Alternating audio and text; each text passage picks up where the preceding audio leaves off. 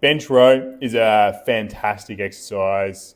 It's a nice horizontal pulling movement, and there are plenty of other alternatives to this one. So you can just do a bent over row, you can do a step stance bent over row with one arm, you can just place your arm resting on something and perform it there, which doesn't have to be as low as this bench I've got here. But if you've got access to a bench, it's a nice, comfortable way to do it. Just make sure you've got a good gap between your hand and your supporting knee, and then take some of that weight over onto the leg to give you a nice wide base of support, a nice solid foundation. I like to really go through a big range of motion. So even if you've got a dumbbell, you can actually go a bit further down, but allow some stretch on those muscles you're trying to work.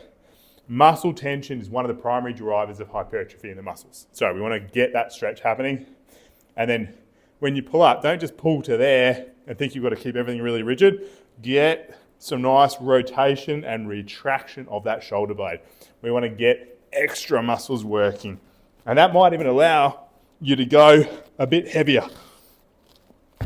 But that's a fantastic exercise. The key thing is, if you've only got limited weights, work to that point where you feel like you've got the required number of reps in reserve, or you hit your required RPE.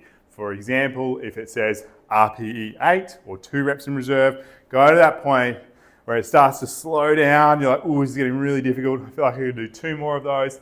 Just stop there. It doesn't really matter if that's happening low in the rep range or high in the rep range, especially when you've only got limited equipment.